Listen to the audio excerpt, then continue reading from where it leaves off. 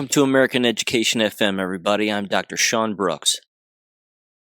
Welcome, ladies and gentlemen. Let me start here. First of all, I'm going to spend the entire episode talking about this because I continue to be shocked that people continue to buy this, that they keep falling for these quote-unquote school shootings. Some of them are real, some of them are not. The vast majority are not real. Again, the starting point any time that something like this happens, your starting point has to be that it didn't happen.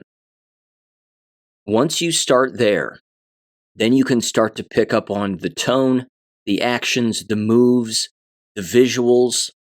Again, the audio footage, any video footage that they release or whatever. It's also worth noting that just because one fake shooting happens in one place, like Sandy Hook, Uvalde, Nashville,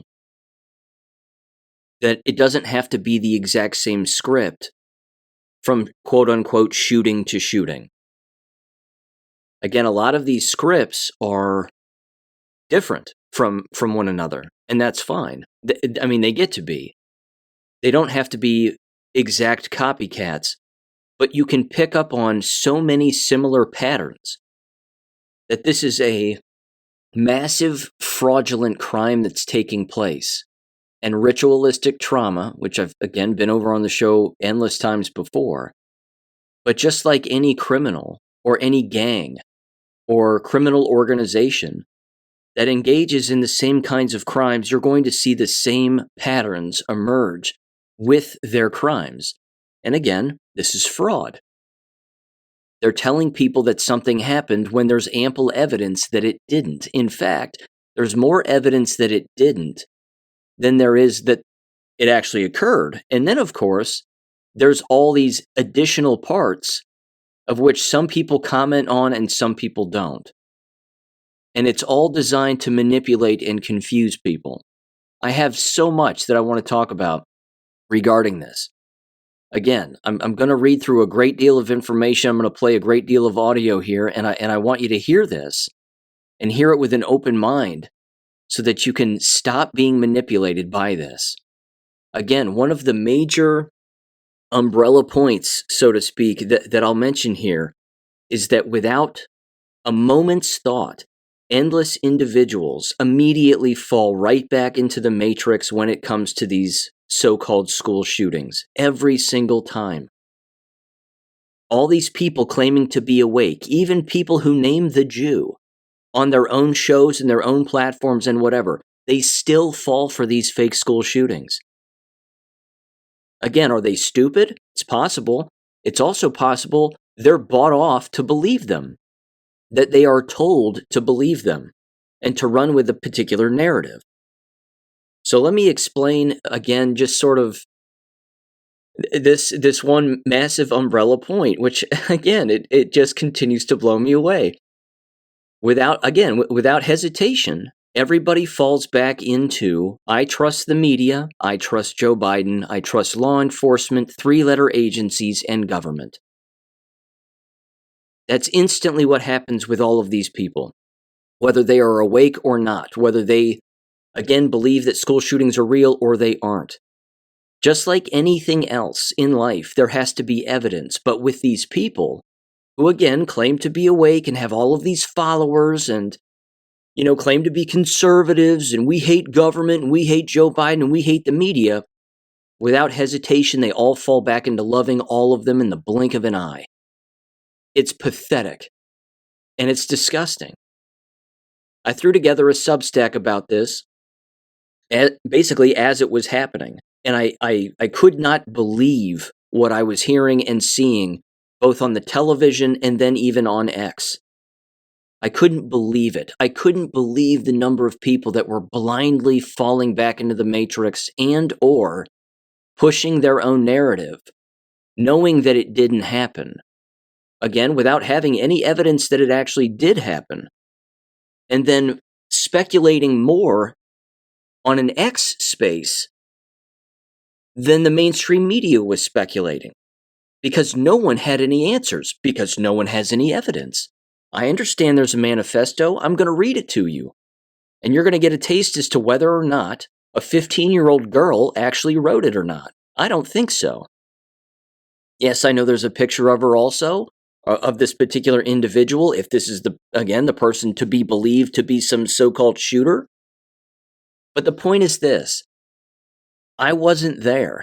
There's no security footage, none, that has been released, whereas in the past, there has been. But like I said at the top, there doesn't have to be this particular time in order for it to still be fake. They don't have to have the same patterns in this script in order for it to be real or not. They can be different scripts. But what they did with this one, I think, is fascinating. And the dead giveaway that this was an immediate false flag. And I don't mean false flag in the sense that it was just a distraction event. I mean, it was a false flag in that it didn't happen, is that the sheriff himself openly admits that they had an entire emergency services drill the exact same day. What are the odds of that? A real school shooting wouldn't have all emergency services show up to the school the same day of a so-called shooting. The likelihood of those two things happening on the same day is impossible. Absolutely 100% impossible. And impossible is a big word, but it's impossible. Now, very quickly, as I was throwing that Substack together, I was angry. I really was. I was angry. I could not believe, again, the number of people falling for it. And I was in this X space, listening to these nitwits talk. A Matt Wallace, a Myron Gaines, a Mario Nawfal, whatever the hell, some woman named Sarah, Cerra. It was the dumbest X space I've ever heard in my life, and I try very hard to not listen to them because they're echo chambers of stupidity. These people aren't awake. They're just not awake. I'm starting to question the motives of not only X, because I know I complimented them in a previous episode, and I was like, oh, there's a lot of truth on there. I think it's a hive mind of Fed posting, and a whole lot of nonsense. I know that there's legit people on there, but I'm questioning, again, the people with all of these followers. I don't get it. They're just leading people down a path that is not objective. So I'll get into that a little bit later, but I also jumped on greatawakening.win and I made a post about this fake shooting. I said it has the exact same patterns as all the other fake ones do. There was a drill taking place. That's the biggest dead giveaway. One of the first people who responded to me on this chat board, this quote-unquote anonymous chat board, and I make it pretty clear who I am on that chat board.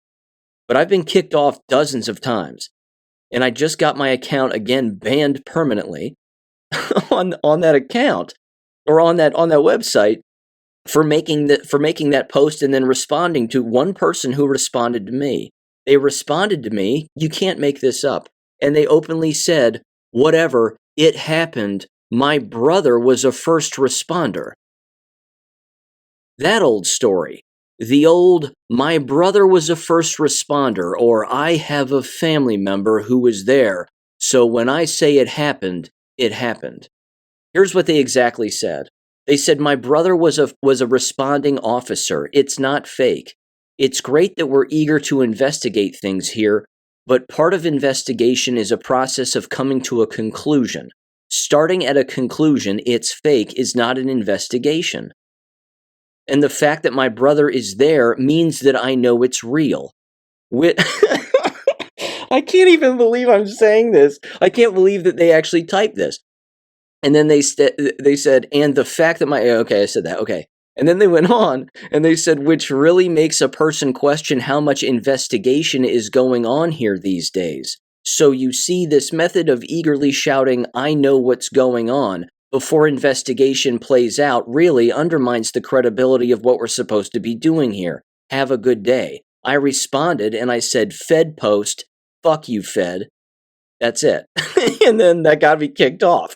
What's funny is their own hypocrisy in their own post. Them saying it happened, as far as their own post is concerned, is equally as foolish as me saying it didn't.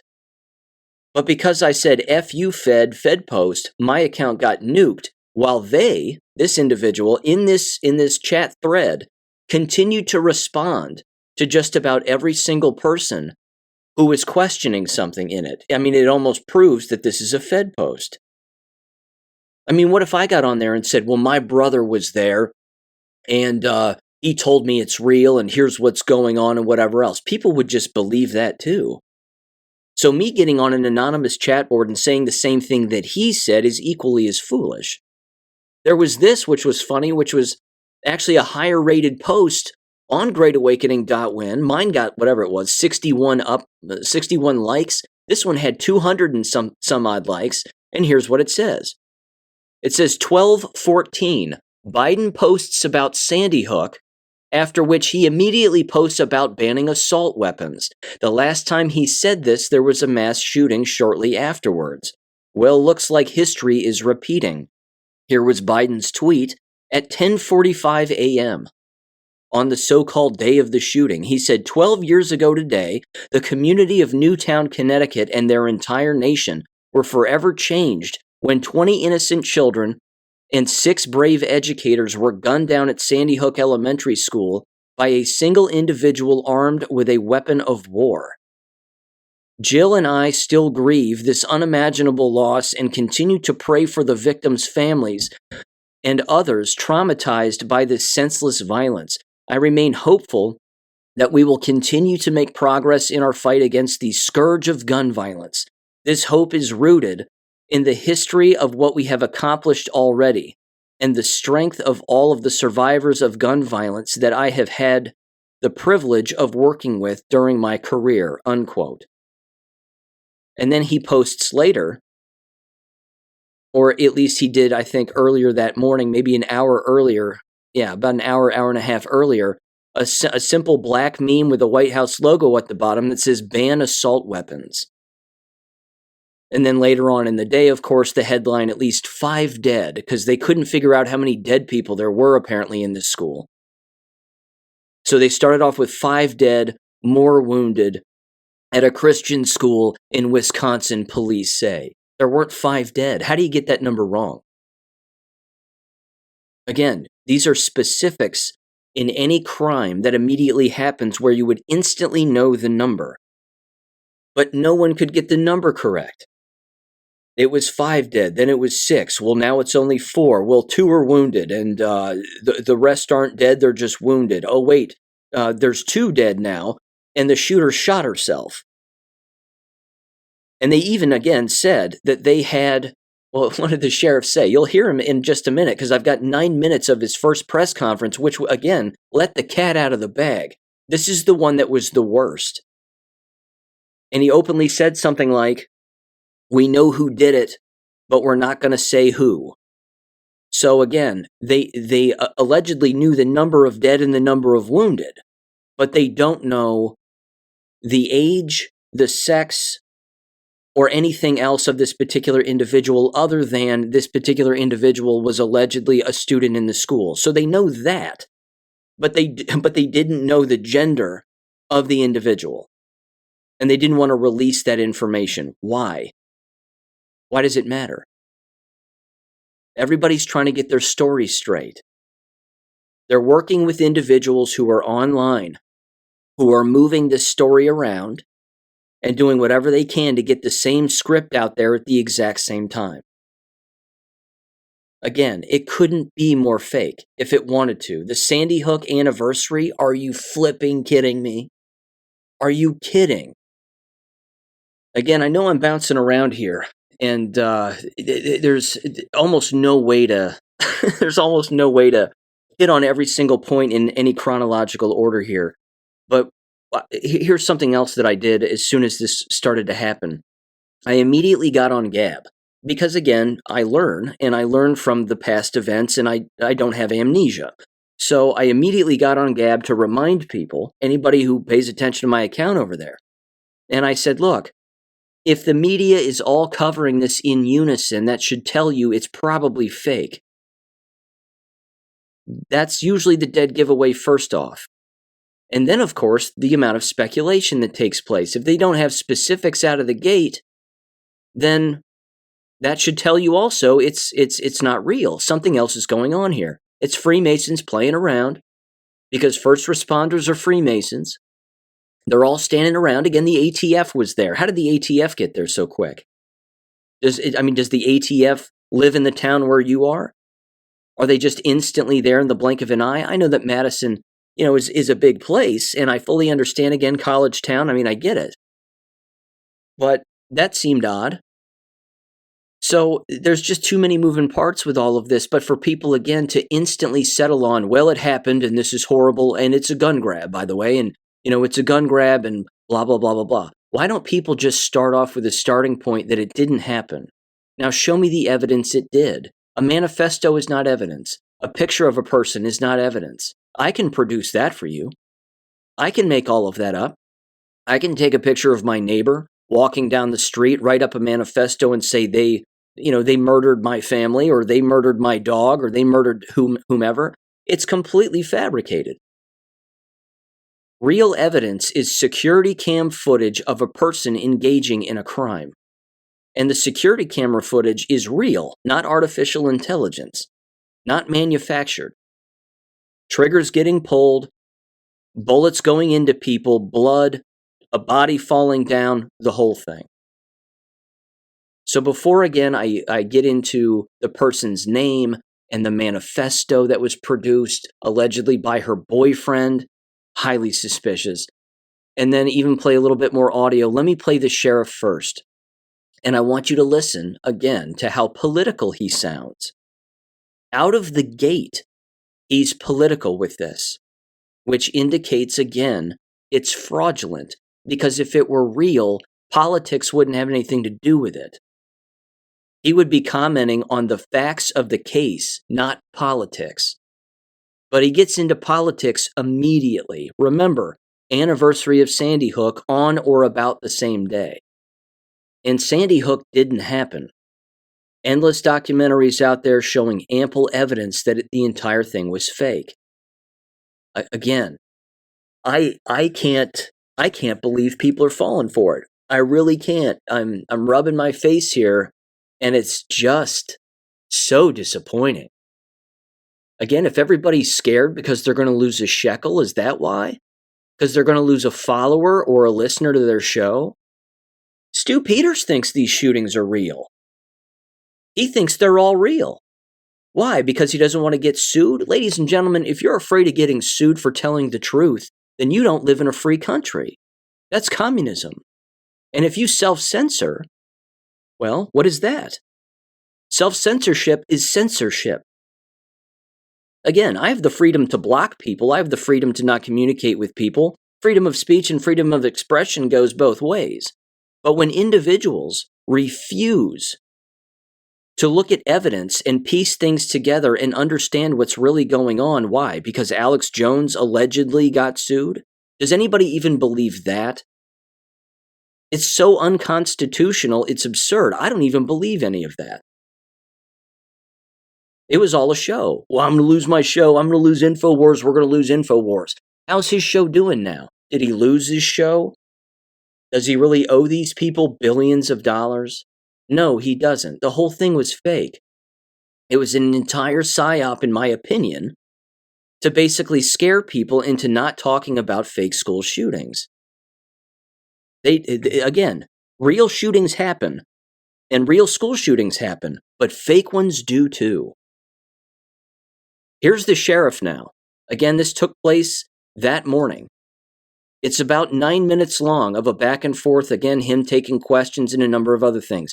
I'll probably dive in and out of this just occasionally to bring up a few things, but like I said, right out of the gate, he's political. This is not what a sheriff would really be doing. In a real crime, with a real ongoing investigation, you would show up, you would make a couple of statements about the investigation and what you know thus far, you would take some questions. If you can't answer the questions, you say, I can't answer the questions, so it's still ongoing investigation, and then you split. But you don't stand there and just, again, politicize everything. So give him a listen in 3, 2, 1. Usually this is where I start and I say, thank you for coming and talk about how important the media is to our community. But the truth is today is a sad, sad day, not only for Madison, but for our entire country, where yet another police chief press conference to speak about violence in our community, specifically in one of the places that's most sacred to me as someone who loves education and to someone who has children that are in schools. So I'm going to tell you what I know. I'll answer any questions that I can. There'll be a secondary briefing that our PIO will let you know about, okay? Today, around 10:57 a.m., our officers were responding to a call of an active shooter at the Abundant Life Christian School here in Madison.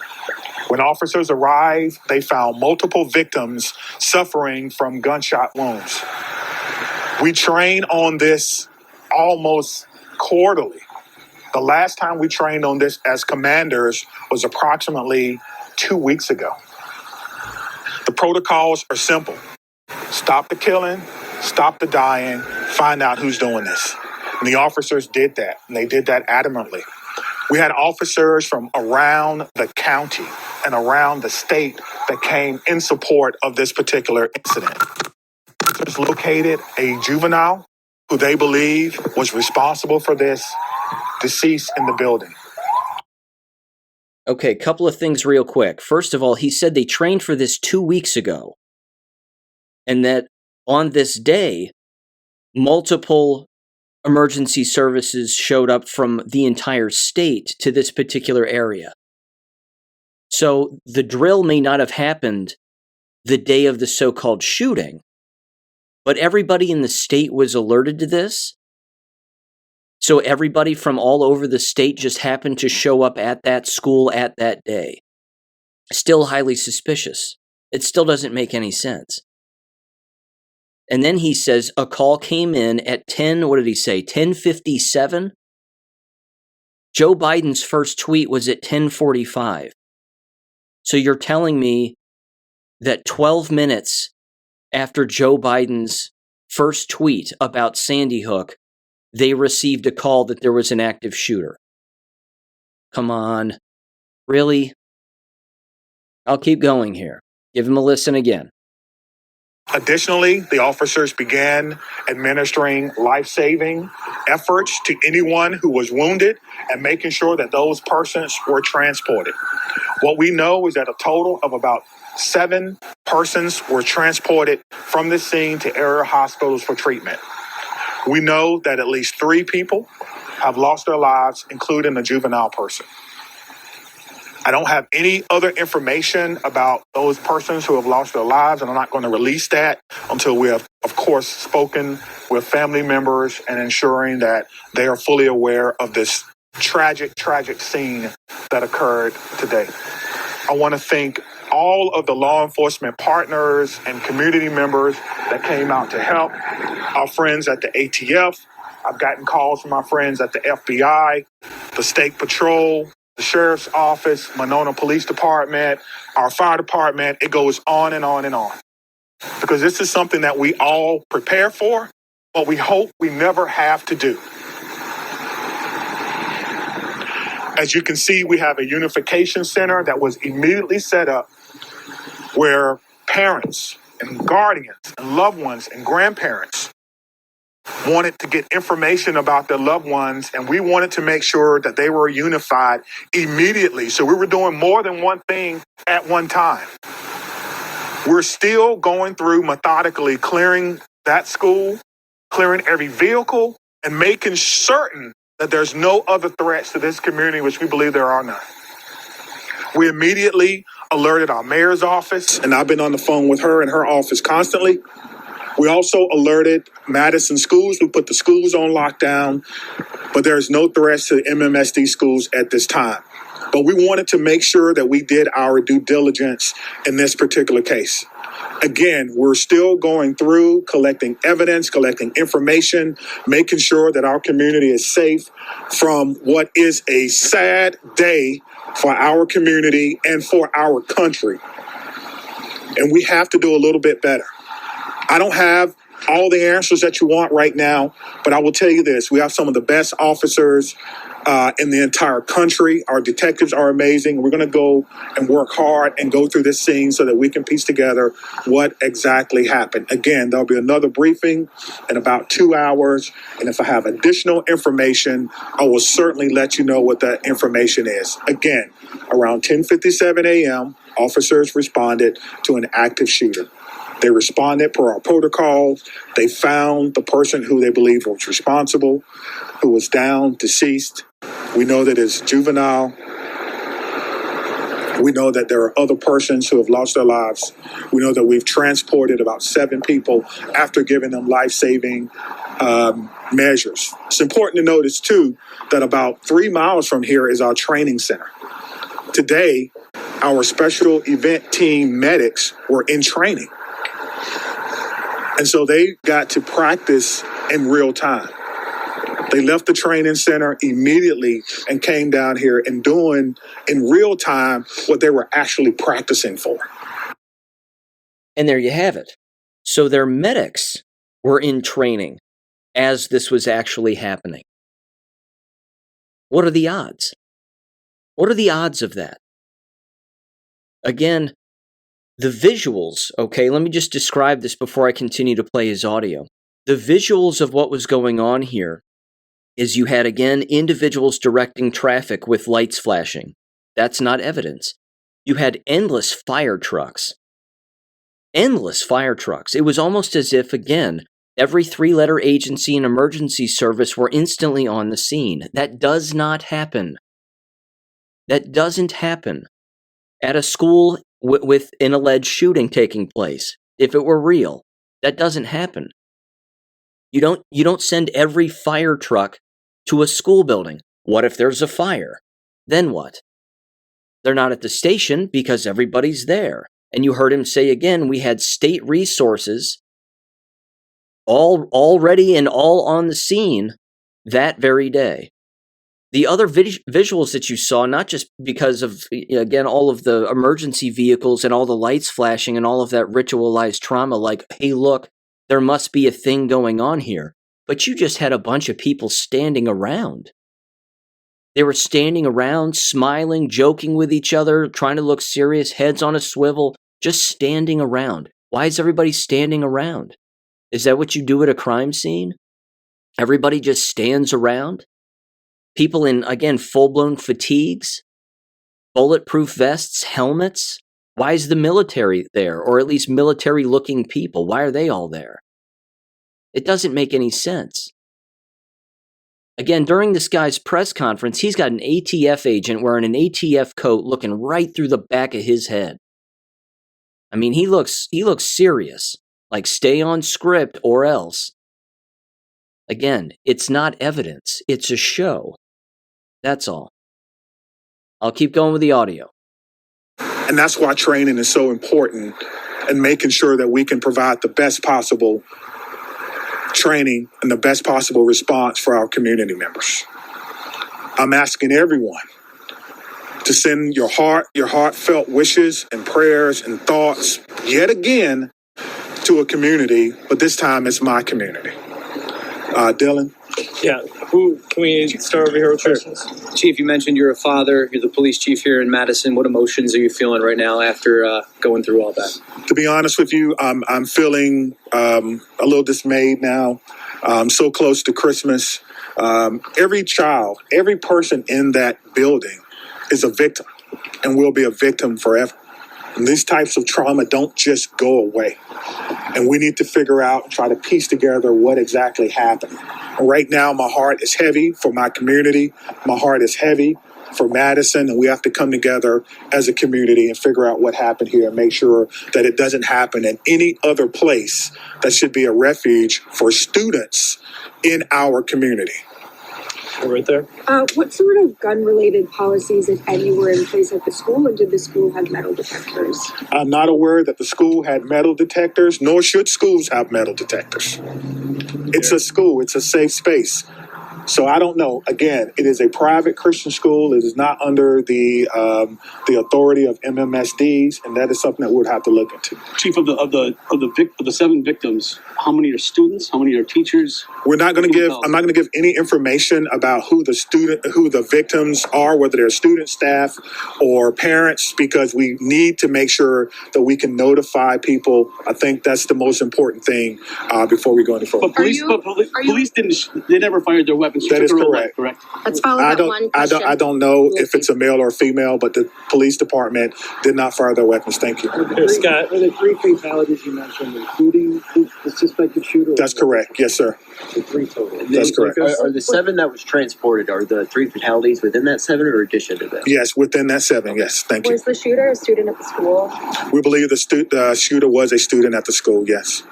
What can you tell us about the status of the other transports? We know that they range from minor injuries to life-threatening. I know that's a huge, spectrum, but that's what we know now. And so you need everyone, again, to send your thoughts and your prayers out to them. One thing I do know is that we have some of the best medical care in the country here in Madison. And so we hope that everyone will recover. But at this time, we don't know. So we did just get an update from our command post. 5 deceased at this time, 5 injured. So total of 10. You know what kind of gun was used? Again, this is a ever evolving situation. Just hearing that, what does that make you think? How does that make you feel? That we have to do a better job in our community on a Monday, right? So. Okay, again, I got to jump in because the optics of this are bizarre. There's another guy standing behind the sheriff, and this is the guy who is directing which media person gets to ask him a question. This guy looks shifty as shifty gets. He's got spiky hair, he's got glasses. He's basically directing, and he's going, yeah, you over there, go ahead. Hey, Scott over there, go ahead. He knows some of these people by name in the media. And he's openly, again, picking these people out. And then you just heard that woman. And what did she say? We just heard from our command post that 5 are dead. Well, there aren't 5 dead. And that number changed later in the evening again back to 3. 2 people dead and the shooter, quote unquote, dead also. And then what does the sheriff do? The sheriff runs with that story as being real and then goes back to being political again. You're watching something here, ladies and gentlemen, that is not real. You're listening to something that is not legit.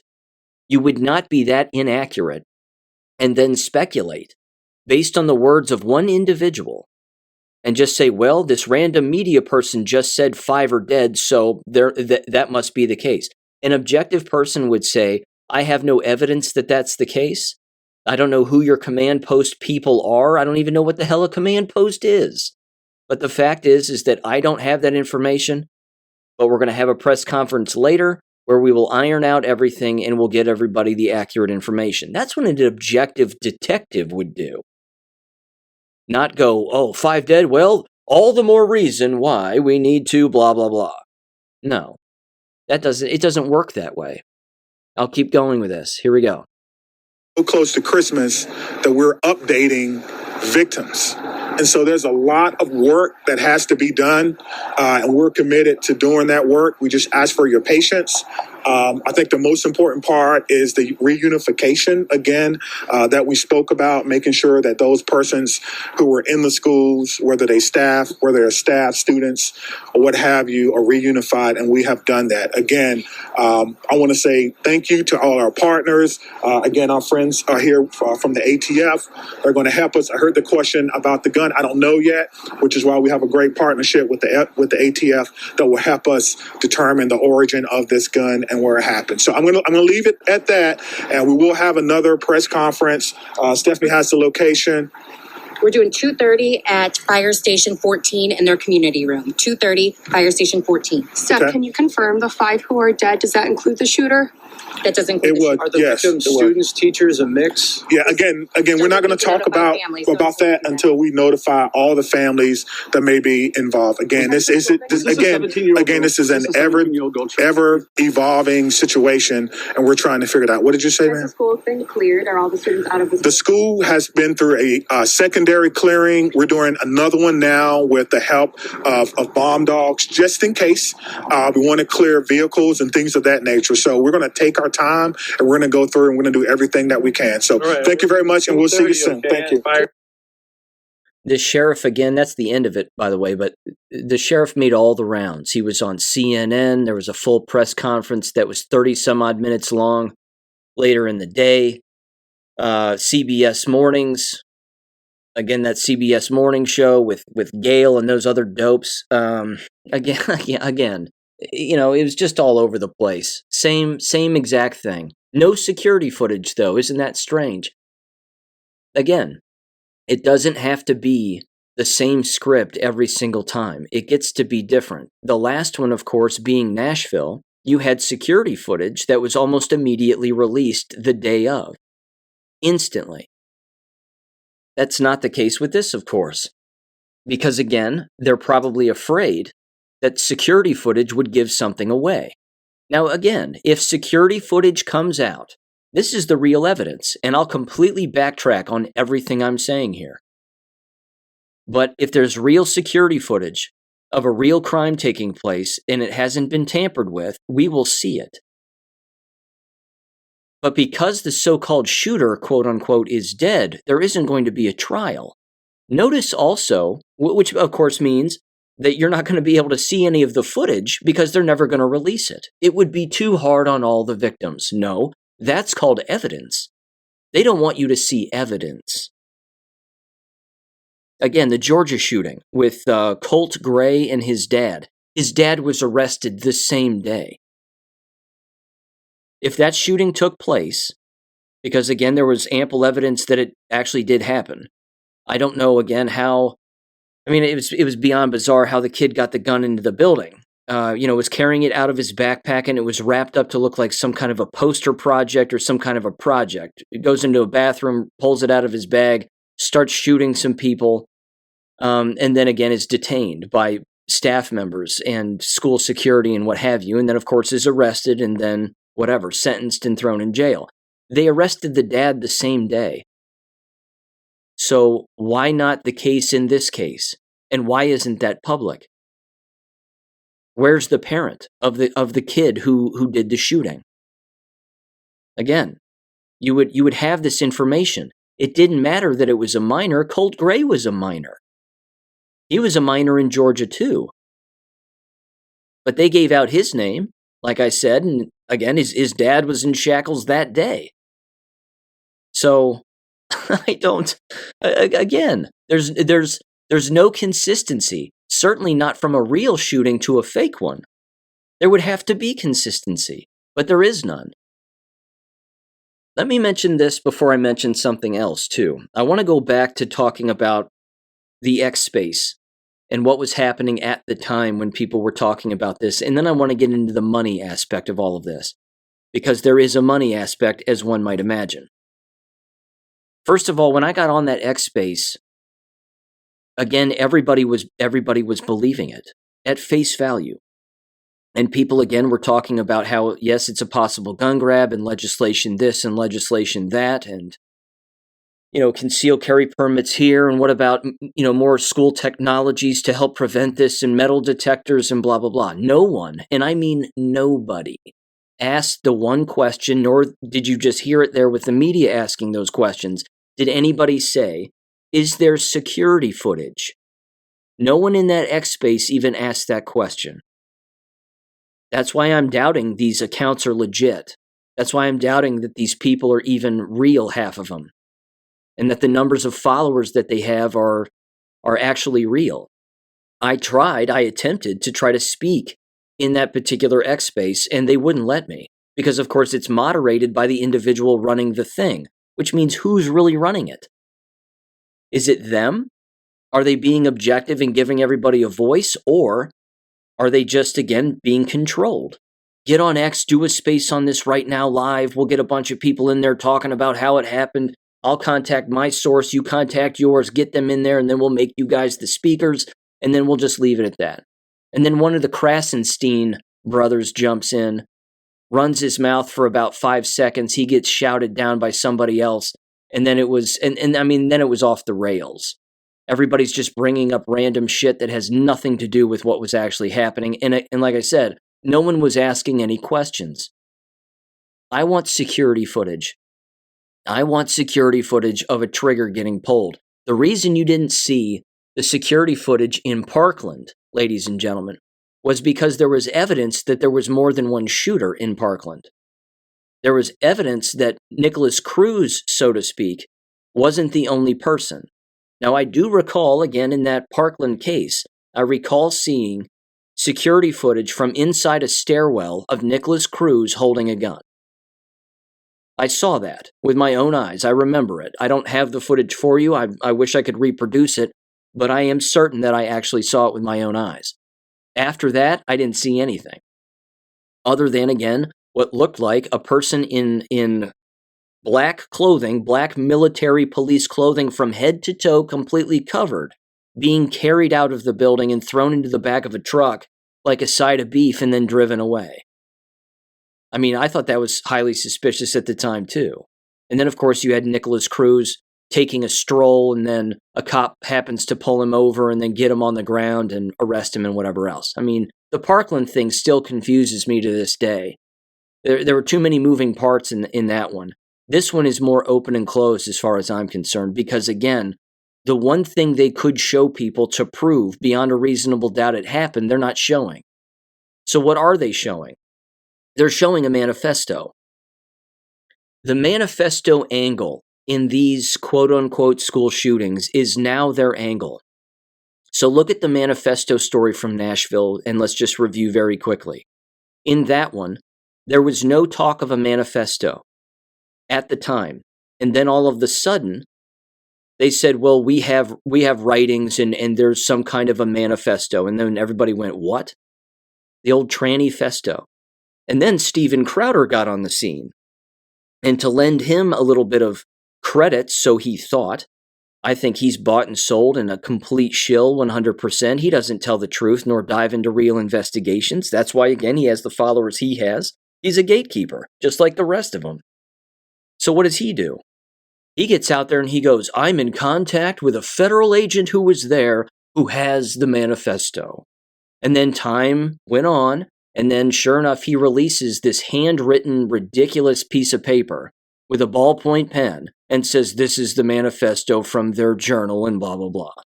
But I'll release the rest of the pages at another time. It's all a grift. It's all about money. It's not about telling the truth. So again, they were piecing the entire story together, and he was just a cog in the wheel. That's all. But there was this. Again, all of this was put together allegedly by a Twitter account. And again, I have no evidence that these people on X are actually who they claim that they are. But there was an account over on X who claimed that this particular individual was in contact with the so-called female shooter's boyfriend.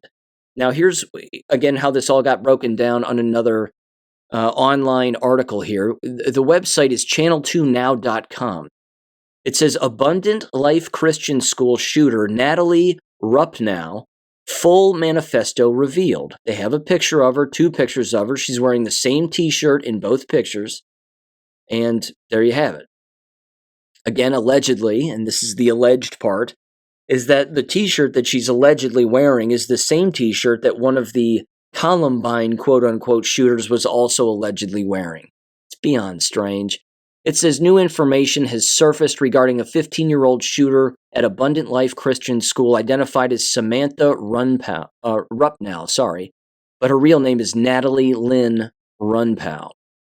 Following contact with an individual claiming to be her boyfriend. The source provided critical insights, including access to the shooter's manifesto titled War Against Humanity. The manifesto, which has been verified, sheds light on the shooter's state of mind, motivations, and circumstances leading up to the tragedy. Now, I have the whole manifesto on the edited version of my Substack on this subject. You can read the whole thing for yourself.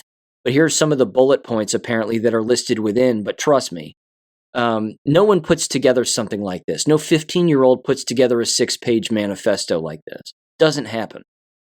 It says the alleged boyfriend of Samantha Rupnow, I keep getting it wrong, confirmed the authenticity of the manifesto by screen recording himself accessing the document via a direct link to him by the shooter through WhatsApp. In a statement, he emphasized his desire to dispel misinformation and present the facts truthfully. It says the shooter's full name was Samantha Rupnow, though she reportedly went by Samantha. Well, Natalie. I thought it was Natalie Rupnow. Again, whoever put this together isn't even getting this right. It says as her adopted name, which was also displayed on her school identification card. She also occasionally used another feminine name. Birth information: Samantha Rupnow was born on November 7th, 2009. It says gender clarification. She was born female and was not transgender, a point her boyfriend emphasized. School enrollment: she was a student at Abundant Life Christian School. It says the 6-page manifesto titled War Against Humanity reveals deeply troubling insights into Samantha's motivations, personal struggles, and influences. Family relationships: Samantha described her relationship with her parents as extremely difficult, referring to them as scum, and she claimed that her family didn't love her and expressed feelings like the wrong child in her family. Suicidal ideation: it says Samantha stated that she had planned to commit suicide for a long time, but felt that perpetuating a shooting would be, quote, better for evolution rather than just one stupid, boring suicide, unquote. Influences and admiration: the manifesto highlights Samantha's deep admiration for individuals responsible for previous mass attacks, including Pekka Eric Avian, a French school shooter, another person who is a Turkish neo-Nazi, so we're checking all those points, and called that person an ultimate saint, apparently, and then another individual who was a 2018 school shooter in Crimea. Yes, because, all of that makes sense in the mind of a 15-year-old. Acquisition of the weapon: it says Samantha revealed that she obtained the weapon, which was a 9mm pistol apparently, in the attack through lies, manipulation, and her father's stupidity, unquote. It says the shooter's boyfriend had known her for 2 years, though through a long-distance relationship provided the following details. They met on social media and had never met in person. The boyfriend described Samantha as kind, generous, and cheerful in their interactions. He recounted that she frequently made him gifts without expecting anything in return. Manifesto timeline: it was sent to her boyfriend via WhatsApp at approximately 10:30 a.m. on the day of the shooting. So this would be, I can do the math, 27 minutes before the police were called, after the shooting had already taken place. It says she later posted the manifesto publicly to Twitter at 11:50 a.m. Eastern. Well, by that time, she would have already been dead. So, how's that scale out? Again, the attack occurred approximately at 11:57 a.m. Eastern. That's not what the sheriff said. The sheriff, in the audio I just played, said that the shooting took place at 10:57, I thought. In fact, here's the audio again of him saying that. Seems a bit strange, does it not, that you would be off an hour? Now, someone would say, well, it's a typo, Sean. Maybe it was just a typo in this particular article regarding the manifesto. Possible. Seems like a huge typo. Later posted the manifesto publicly, that she posted the manifesto publicly to Twitter at 11:50. And that the attack occurred approximately at 11:57. That's not what the sheriff said. Here's what the sheriff said. Today, around 10:57 a.m., our officers were responding to a call of an active shooter at the Abundant Life Christian School here in Madison. Whoops. Whoopsie-daisy. Again. is right in front of everybody's face. It's right here. It says the boyfriend did not see the message until 1:12 p.m., at which point the attack had already been carried out and Samantha was deceased. Well, the attack allegedly occurred before 10:57, and everybody was already dead. Again, this manifesto is laughable, and they have every single page here. I'll link it in the description below the article where, of course, I've read this from. And you can check out my Substack too, but it's all here. And it's beyond strange. Now let me get into the money aspect of this. In fact, even before that, let me just mention a couple of online things, which I included in the Substack. I immediately try to get on the school's website to check out the school calendar. This is always a good thing that anybody can do. At the time, the website was down. And then later on in the day, I got back on it, and it was back up again.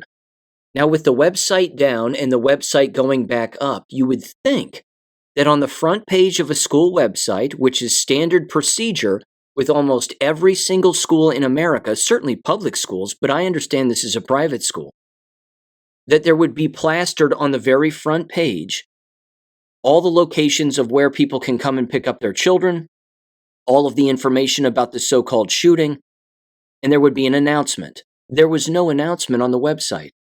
Not one. Even now, there's no announcement on the website whatsoever. It's as if it didn't even happen. They have an announcement here toward the bottom with other dated announcements, and it says 12/23 through the 1st of January is Christmas vacation. It says no school beginning Monday, December 23rd, and continuing through New Year's Day. School resumes on January 2nd. So that's it. There's no, hey, come and pick up your kids here. There was a shooting today. We know it's horrible, blah, blah, blah. Nothing. Not a peep. That's standard procedure on any website. There are some school districts, ladies and gentlemen, where if there's a fight that breaks out or there's an arrest that takes place, that will be instantly plastered all over the website. This was the same case, I might add, with Uvalde and Nashville. There was no announcement on the school website. None. In fact, they were scrubbing, in Uvalde, they were scrubbing some of the teachers from their own website at the time. I remember that happening because I was on their website looking around for some of these people claiming to be teachers, and I couldn't find them. The other odd thing, which again gives this away, is there was an immediate Wikipedia page, instantly, about the Abundant Life Christian School shooting.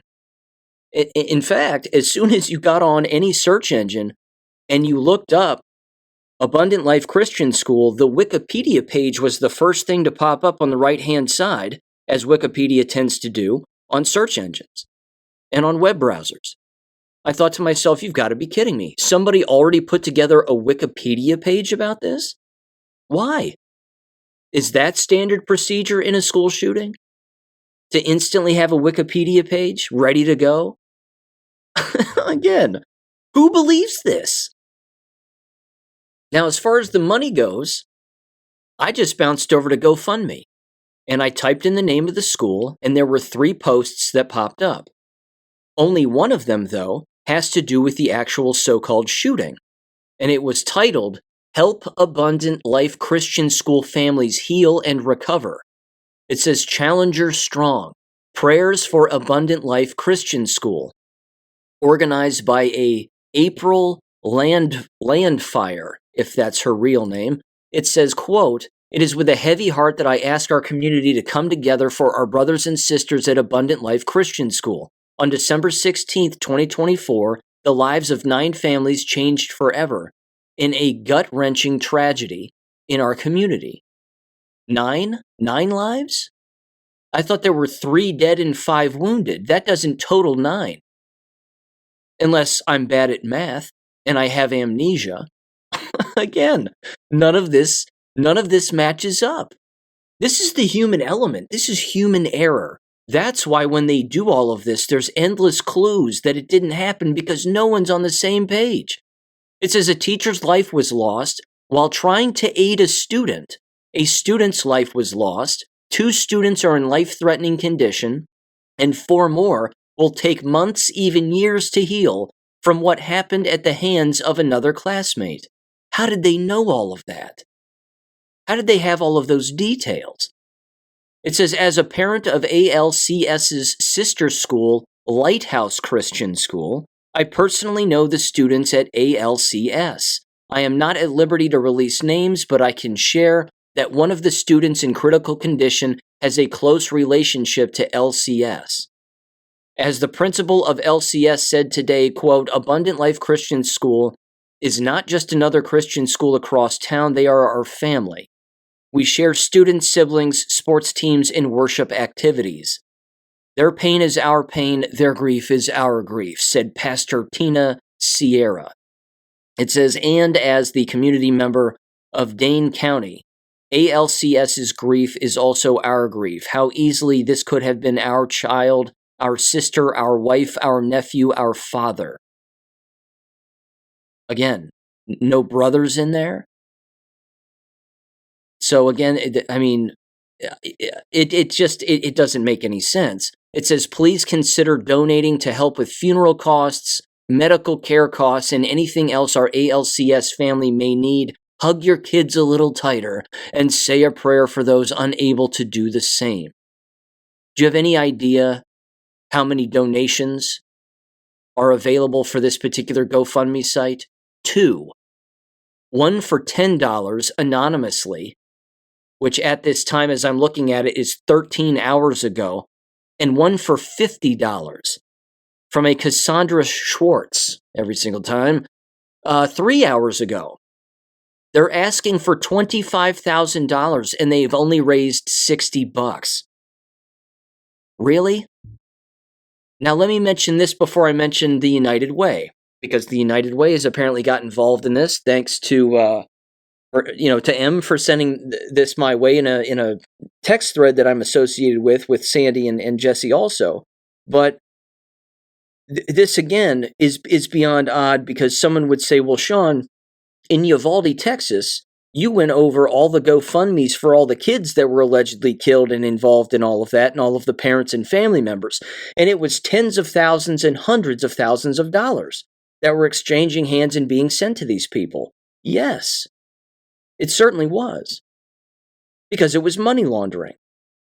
And you have to pay off the participants of a crisis, of a manufactured crisis. It was all a payoff. Or it was, again, the buying and selling of children. It could have been 1,000 things, but it wasn't really because, again, these individuals were dead. There was something else going on with the money. Now you're talking about what here? You're talking about a private Christian school that has schools, other schools that exist across the nation affiliated with it. There was an Abundant Life Christian School in Texas. I mean, the first search I did of it, that was the first one that popped up. I had to look a little bit to find the one in Madison. But then again, it eventually popped up. But either way, what's going on here with any money exchanging hands? Because right now it doesn't look like there's a whole lot, and it certainly isn't being publicized. Again, money exchanged hands big time in Oxford, Michigan, with the Oxford High School school shooting. Again, there was, there were GoFundMe pages, and then there was a third-rate group that came in that apparently, again, is affiliated with a lot of these crises, quote unquote, whether they're real or fake. And then they raise money and they donate money, and then they, again, siphon money from other people to other people. It's an entire criminal racket. But now the United Way is involved. So, again, it begs the question, does everybody trust the United Way? It says, United Way of Dane County establishes Abundant Life Christian School Emergency and Relief Fund. This is on the morning of the 17th, this particular article.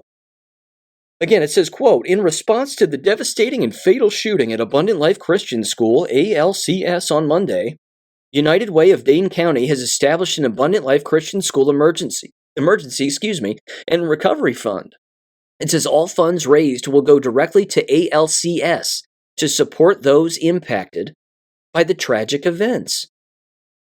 What does that mean? It's going to go straight to the school? Not the people who actually got killed, not their families, but the school. So they're fundraising for their school then on the backs of an alleged murder. Sounds like somebody's in need of some money. Sounds like somebody's in financial dire straits. It says, quote, "Our hearts go out to every student, family, and educator who has been affected by these acts of violence," said Renee Moe, president and CEO of United Way of Dane County, in a press release announcing the fund.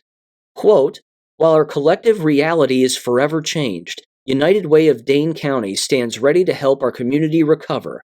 Please give with your hearts to support our neighbors through this difficult time. Every dollar counts," unquote. It says to give to the fund, visit unitedwaydanecounty.org or text HELP for ALCS to 40403. Quote, "We are overwhelmed by the community's support and grateful for United Way's assistance," said Doug Butler, principal of Abundant Life Christian School. Quote, "We will be announcing a transparent process for funds distribution once we understand clearly what is needed and how best to support our families and school," unquote. Highly suspicious. Again, when you bounce over to their donation site here and you click on it, they're using the GiveSmart Fundraise software here, which, again, it's a secure payment plan. They give you any amount that you can donate, $25, $50, $100, or other. And then you put in all of your personal information. Do you want to pay with a credit card, your PayPal or Venmo account, or Google Pay? Credit card information, blah, blah, blah, and then you submit it. That's it. There's no running total of what donations are coming in, who's donating, none of that. Again, highly suspicious. It's almost like they learned from Uvalde, because Uvalde was also highly suspicious with all of that money exchanging hands. Why is it that one dead kid is getting $495,000 and another kid is getting 15 grand? What gives? Why the difference in the amount of money on the GoFundMe that was visible to everybody and painfully obvious? But now this is completely hidden. If you want to make a donation to our school, you can do so, and here's how you can do it, but you can't see who's donated and how much. There's this aspect too, and this again, this is the old health educator coming at me here when it comes to the business of suicide and female suicide. As the story goes, this individual shot a teacher to death, shot a student to death, and then shot themselves, presumably in the head and or mouth. That's the way that the story goes, along with, again, 5 wounded with a 9mm. So let's focus in on what are the odds that a female teenager, 15 years old, and a student of a school who happens to be white, who happens to, again, allegedly familiarize themselves and sympathize with other shooters and or Russians and or Eastern Europeans, including Adolf Hitler. There was even a Hitler post that was in one of the X accounts that was describing this. Again, it was almost like every stupid box was being checked by the feds all at one time. But what are the odds, again, that a female teenager would take their own life, let alone with a pistol? If you're saying slim to none, you'd be correct. Statistically speaking, females are less likely to take their own lives the first time. They're far more likely to try to kill themselves. Not say, I was going to kill myself last year, but I've made the decision to kill a bunch of people first, and then I'll kill myself. And they don't use firearms either. I'm not saying it's impossible. I'm just saying that statistically, it's not something that happens. Now, again, can you believe the Centers for Disease Control and Prevention? No, I certainly don't. No one should. But here's what they say specifically. I typed this particular question into the Brave browser, and of course their search engine /AI system pulled this up. Teenage suicide statistics. Based on the provided search results, there is no specific data or statistics on the exact number of teenagers in America who kill someone and then kill themselves. They said, however, I can provide that was the question I asked, basically. But they said, however, I can provide some relevant information and statistics on youth suicide and homicide suicide. They said, number one, according to the Centers for Disease Control and Prevention, suicide is the second leading cause of death among adolescents aged 10 to 14 and is the third leading cause of death among those aged 15 to 25. The vast majority, of course, are male. They're not going to tell you that right now, but it is. It's always been male. Women are more likely to try. Men are more likely to complete. Number two, the CDC's 2023 Youth Risk Behavior Survey, I've brought that up on the show numerous times before, reported that 22% of high school students grades 9 through 12 had seriously considered suicide in the past year, and 10% had attempted suicide in the past year. Attempted. It says number three, the National Institute for Mental Health, NIMH, estimates that in 2021, approximately 1.3 million adults aged 18 to 25 attempted suicide, with 1.1 million making plans to die by suicide. Again, attempted. These aren't completions. It says number four, regarding homicide-suicide among youth, the CDC's fatal injury reports, 2018 data, do not provide any specific breakdown for teenagers. However, they do report that in 2018, there were 1,433 homicide-suicide incidents in the United States, with 1,136 victims, 78.5% being adults, and 297 victims, 20.7% being children and adolescents under the age of 18. It's important to note that homicide-suicide incidents involving teenagers are relatively rare and often involve complex factors including mental health issues, relationship dynamics, and access to firearms. They said in summary, while there is no exact figure available for teenagers in America who kill someone and then kill themselves, the available data suggests that youth suicide and homicide-suicide are significant public health concerns. It's essential to address these issues by providing mental health resources and blah, blah, blah, blah, blah. And there you have it. Again, it's not a stat that they're keeping track of. How many people pull a trigger and then pull the trigger on themselves? It's incredibly rare. In fact, one of the only times or places where you'll typically hear of such a thing is usually among adults, whether, again, it be a domestic violence case or something of that nature, or it's a hostage situation. And the individual taking the hostages is pinned in and pinned down, and there's no escape. So they might kill somebody and then kill themselves. Police move in, again, murder-suicide. Also in domestic violence incidents. Not 15-year-old white girls in a school. Randomly killing, again, a teacher for apparently no reason whatsoever, and another student allegedly for no reason whatsoever. Now let me ask this question. Again, it's a gun grab question, but let me ask this. We know that they, of course, manufacture these things all the time for the purposes of gun grabs, but their gun legislation and their gun grabbing is also very specified. It came after ARs all the time, called them assault rifles. That got everybody to actually believe that the AR in an AR-15 means assault rifle, when of course it doesn't. It's Armalite. But these people don't know that, so they just believe what the television tells them. At the exact same time, while they were trying to gun grab ARs as much as humanly possible, and even throwing out that term weapons of war, it's a weapon of war, it's a military-grade style weapon and all that nonsense. Now they have a 9mm pistol in the hands of a minor.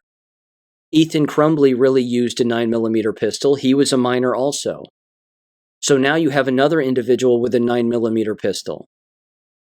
Why?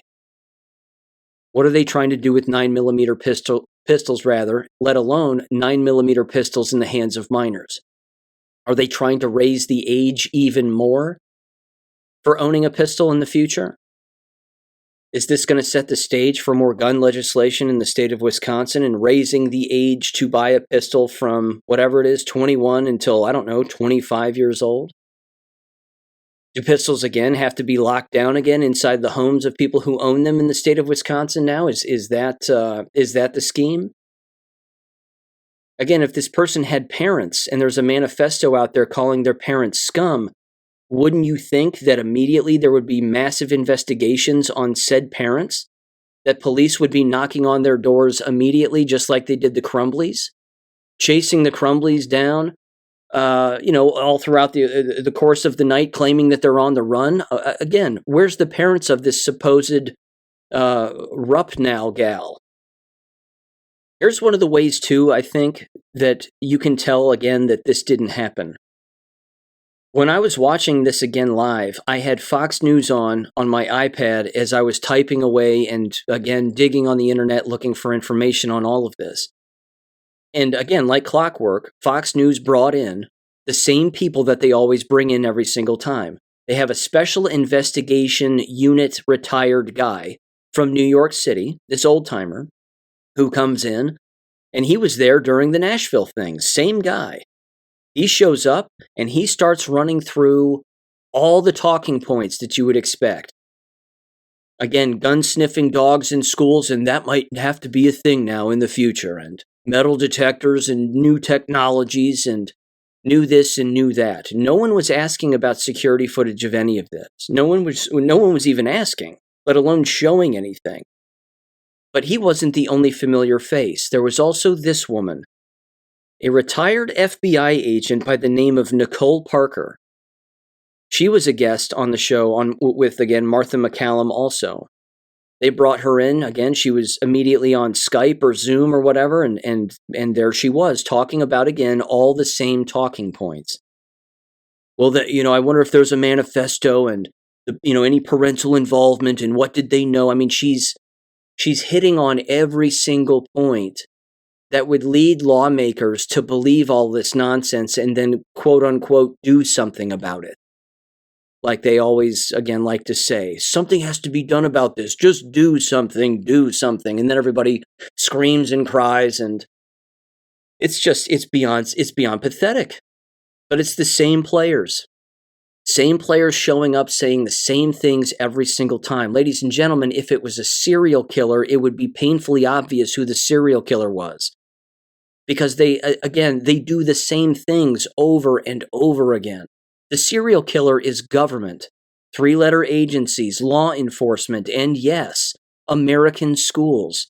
They participate in these lies also. For money. It's all for money. I came across this article too, because again, there's the ritualistic trauma aspect of this, which I mentioned earlier, and you're well aware of. This has to happen also. Remember, if this was a drill, which there's ample evidence it was a drill, remember they were training 2 weeks before for a drill in that town, and, as the sheriff said, the actual EMT medical people, the medics themselves, were training that day. How convenient. But in order to have all of these trainings and even carry out one of these drills, you don't actually even have to hear a gunshot. Because there's been no evidence that an actual gun or trigger was pulled. No one has said, well, I heard a shot go off. I haven't heard anybody say that up to this point that I'm recording this. But apparently someone stuck a microphone, some news outlet stuck a microphone in a little kid's face who's licking on an ice cream popsicle, an 8-year-old by the name of Nora, Gottschalk. Odd last name, Gottschalk, in a school? I mean, it's just odd. But I'm going to play her audio and listen to what she says, because again, she doesn't say anything about a gun going off. Just listen to what she says here, and then I'll come in on the other end. Give her a listen in 3, 2, 1. I was getting ready for lunch, so it was basically lunchtime. And then I just heard sobbing, and there was a teacher, and she was screaming like, "Ah, my leg! Help! Help!" Do you know that teacher well? Mm-hmm. What was it like to hear that? I was really scared, and I was really sad. I was really scared, and I was really sad. And I heard something, and I heard a teacher yelling, "Ah, my leg." Okay. In a drill, that's what they do. They do that in a drill. They will have some staff members play wounded, some play dead, including students. They ritualistically traumatize all these individuals in these environments with all their constant drills for things like this. So much so that even if they have an active drill, which again, there's a difference. There are drills and then active drills, which means in the active drills, they might even tell people this isn't a drill, when again, everybody again starts acting as if it really is a drill. But people are locking themselves down in their classrooms, and they're supposed to. But does that sound like a traumatized child? Does that sound like a child who actually heard any gunshots? Now, this is where this little article of that video gets even stranger. Again, it's the same article outlet that had the previous thing that I just read regarding the Rupnow gal. It's let me see here, channel2now.com.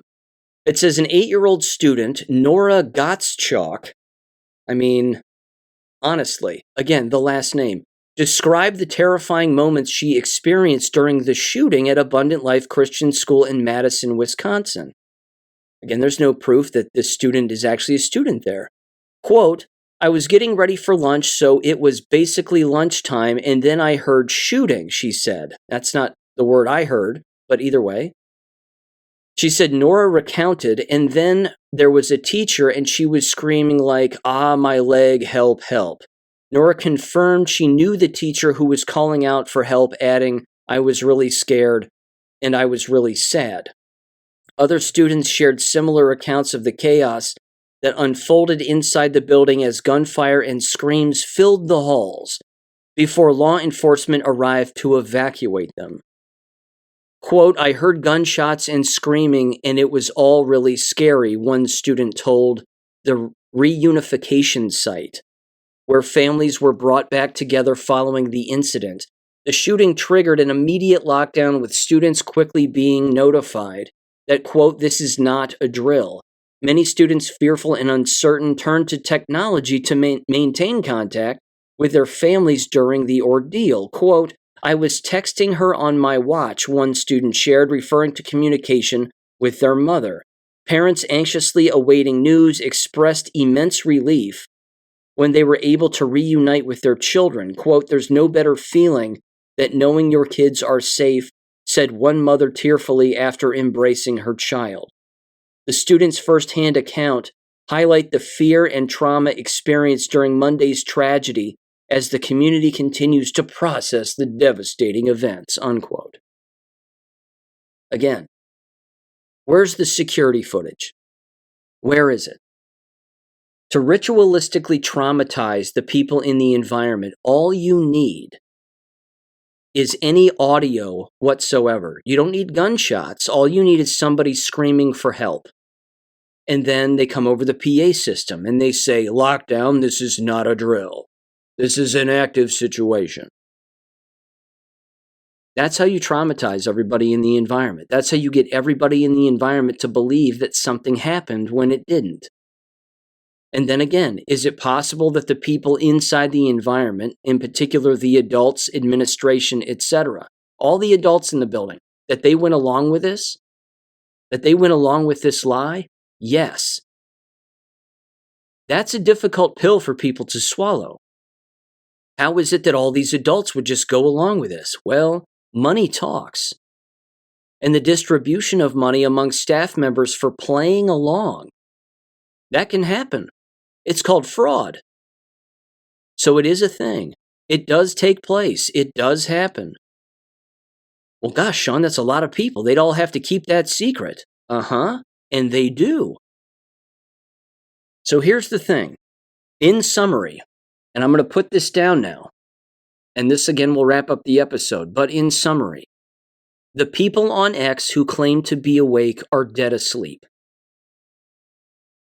The feds, Mossad, CIA, whoever it is that runs these operations, certainly law enforcement, Freemasons, all of them, they have people everywhere. They have anonymous individuals online. They have individuals controlling those individuals in all online and social media environments. They're all hive mind environments. They're all poisonous by and large. All of that is a very real thing. Money is always associated with these drills and these false flags and these fake shootings. Always. 100%. And in the end, if you don't see full-blown evidence of an actual murder taking place, then, ladies and gentlemen, there was no murder. Because then you're just running on hearsay. And I'm not a lawyer, but I've seen Judge Judy a few times. Hearsay is not admissible in a court of law. So-and-so said that so-and-so did something. Sorry, that's not evidence.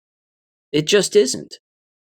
You need full-blown evidence. And the only full-blown evidence that would prove that this actually happened would be security footage from inside the building showing a 15-year-old white girl pulling a trigger and killing anybody, let alone wounding them. We haven't seen that. There isn't going to be a court case. No parent's been arrested. And the media, by the way, is off of the story now. I was watching again Fox News when they were on the story and then they switched off of it. They went away from the story immediately. Not immediately, but I mean, the transition was fast. It went from, well, we're talking to a Fed by the name of Nicole Parker. We're talking to this special investigation guy in New York. And, well, anyway, on to the other news. Let's go back to talking about drones and what these UFOs are all about. It was ridiculous. And now here we are. Again, I'm recording this, in the afternoon of Tuesday, and no one's talking about this anymore. The story's gone. People are back onto other things. That's also a dead giveaway. That's a red flag that this entire thing was fake and fabricated. It doesn't have to stretch itself out as long as Sandy Hook, or stretch itself out as long as Uvalde, or stretch itself out as far as this, that, or the other, these other past fake school shootings. It doesn't have to do that in order to have its immediate impact, which is the school gets money, government facilitates the exchange of cash, everybody gets their political talking points in, and then legislation starts to be drafted by Zionists to get us to be unarmed and disarmed. And to, again, pacify people into not wanting to own guns, let alone learn how to use them, let alone teach their children how to use them. For the purposes of, again, fighting back against criminals, defending yourself, and fighting back against government. That's the scheme. And people are falling for it, even the so-called awake. That's the disappointing part. That's why I was so disappointed and angry when I was writing that Substack. I thought to myself, you've got to be kidding me. I jumped on X to listen to an X space of what I thought was going to be some awake people doubting the existence of this shooting. And they all bought it, hook, line, and sinker. Every one of them. People have got to stop falling for this. Until there's security footage with triggers getting pulled and blood being spilled, no one died. That's my stance. That's where I'm standing on it. It's that simple. There are too many patterns of it being a repeated fraudulent crime, having to do with fraud. Not murder, and not a suicide, just fraud. But the manifesto angle in all of this, too. The manifesto angle is a new angle. It's a new angle for the feds to get it out there to justify the so-called crime. Well, now we're in the head of the we're in the mind of the so-called killer, and we know exactly why they did it, and they empathized with other random shooters in foreign countries. They hated their parents, and, they were a confused teenager. Teenage years are hard for everybody, but if you come from an abusive family and blah, blah, blah, well then, that's the motive right there. Meanwhile, the mainstream media is still going, well, we're still searching for a motive. Well, the feds gave you a motive in a fake manifesto. So, again, it's all, again, just to bring it full circle, you have to start with, it didn't happen. Start there. Don't start with, it happened. Because then you're no different than Joe Biden, you're no different than the media, you're no different than anybody else trying to get you to believe something. Start with, it did not happen. And then work the evidence. Work the scene. I've never been a cop, but I have a brain in my skull. and I'm not trusting of really anything. Not the government, certainly. Not anything that the government is associated with. So why are so many people still associated with it and actually trusting of it? That's really the biggest disappointing part. The reverting back into the matrix. These people just falling for it. Trusting Joe Biden again. If they ever did. Why? He's a murderer and a rapist. But he said a shooting happened. Well, it happened then because Joe Biden said so. Stop it. I mean, stop. Same thing with the media. Barack Obama. Do you trust these people? But this right here, again, should be a huge wake-up call even to the people with these massive accounts, with these massive followers, and all this money, and all these sponsors, and all these promo codes. They never ask real questions about these shootings, which are fake. Like I said earlier, Stu Peters thinks Uvalde happened. He thinks Nashville happened. If he brings this up on his show, which he didn't on Monday night, I was actually assuming he would. He didn't at all. I don't know if he's spoken about it or not. I really don't care one way or another because I know that he thinks these are real. Alex Jones will say it happened. But he's doing that why? Because he's a gatekeeper. This is the problem here. This is the problem. There is only the truth. And until there is evidence that the actual thing happened the way that we're told, and you see that evidence, then ladies and gentlemen, it didn't happen. So I'm going to end it there. Again, I had other things planned for this particular episode on Wednesday, but hey, it is what it is. And I'll get to that on Friday. Again, Friday's episode, big one, got a lot of stuff. And it, again, will be the last one of the year.